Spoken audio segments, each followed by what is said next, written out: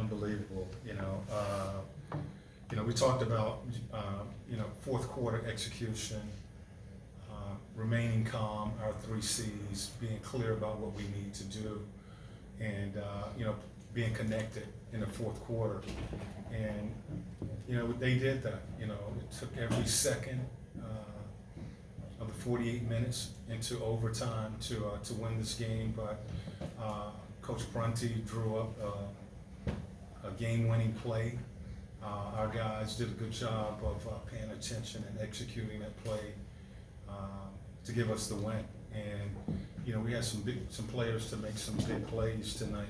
Bogey really stepped up and knocked down shots for us tonight. AJ got a rhythm tonight. I thought DeAndre, it was good to have him back guarding DeRozan. Both he and Bogey had the assignment of guarding DeRozan. And I thought Trent did a really solid job on Levine. But it was a team effort. We mixed in a lot of zone tonight to try to break the rhythm. I thought it did that. But we needed to take care of business here at home before going back out on the road, and our guys did. 0.5 seconds left. I know you called a timeout and take Trey off the inbound and you put Jalen there instead. Just what was the message to the team with 0.5 seconds left? Well, drawing up that play. Bogey knows that you don't foul. Basically what we wanted to do was force their catch out and just put our hands straight up. You don't try to contest a shot or move.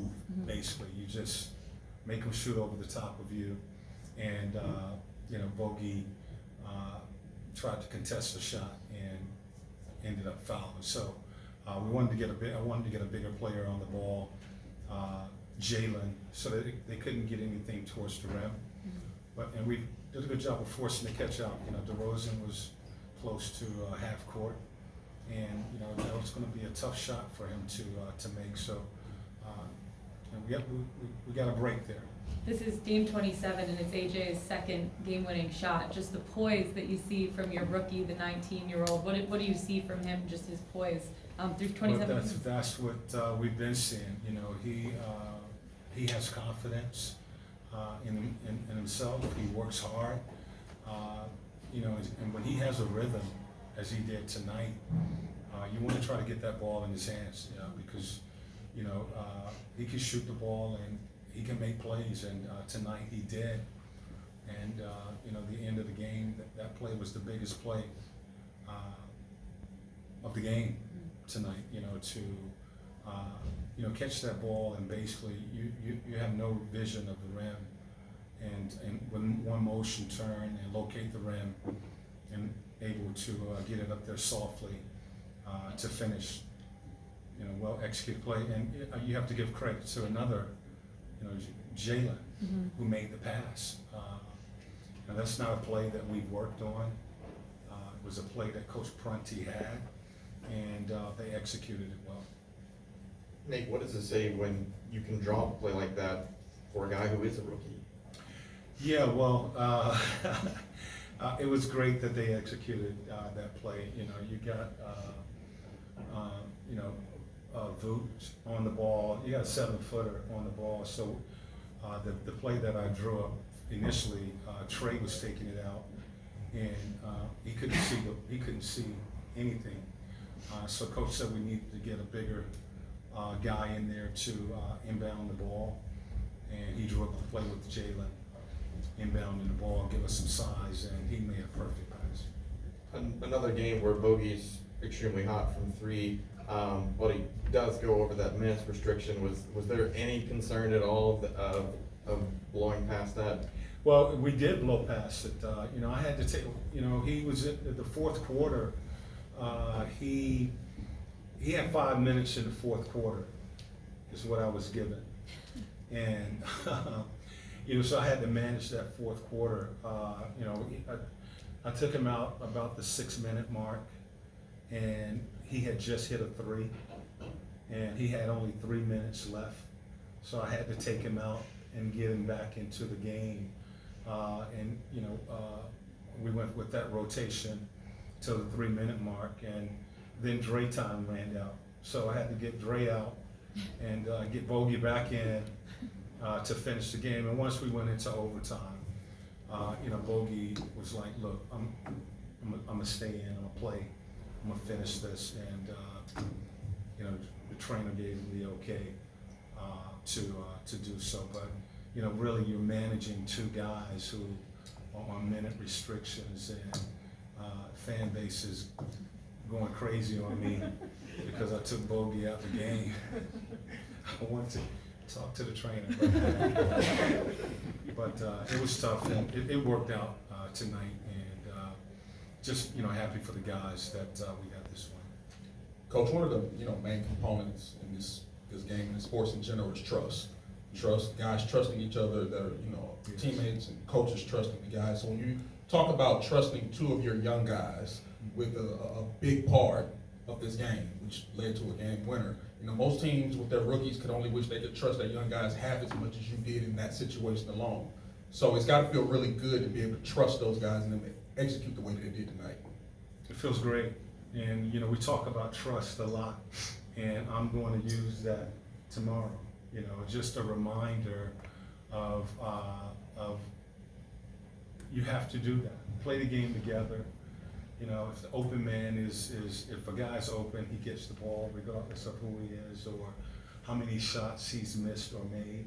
And it is all about trusting each other out there on the floor, both offensively as well as defensively. And tonight, the coaching staff showed that, and it's good that the players are able to execute that so that their teammates can see that.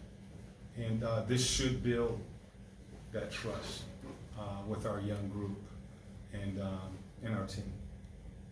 Nate, as far as rookies and AJ showing poise and maturity on the court, are there any people that he reminds you of that you've coached over the course of your career? No, I think one thing about him is he stays in his lane. He doesn't try to do too much. When he's open, he shoots the ball. When he's guarded, he shoots the ball. So he knows that the strength of his game and what we need from him is to get himself open and to put the ball in the basket. He has a lot of confidence in himself. He works extremely hard. Defensively, he's getting better. So he's a young guy that has a lot of potential, and he's showing that potential to us. Nate, you often talk about looking at and taking a game one game at a time, but getting this win and snapping the losing streak, do you see that as like really altering your week and how things have been headed for you with the team? It's been a tough week, to just come off the road. You 24 hours, you're at home. Basically, you're unpacking your bags and packing your bags. We got a back-to-back tomorrow, and we go back out on the road for another 5 days.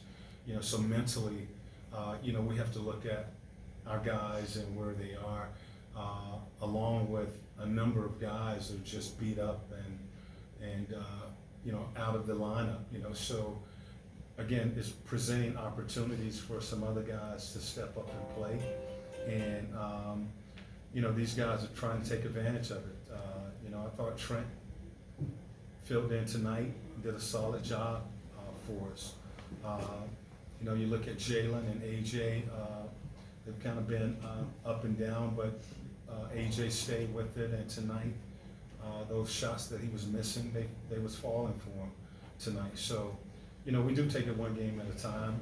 I'll see who's healthy tomorrow, and we'll come up with a rotation tomorrow. But this is a real tough stretch for us with, especially with the injuries that we have.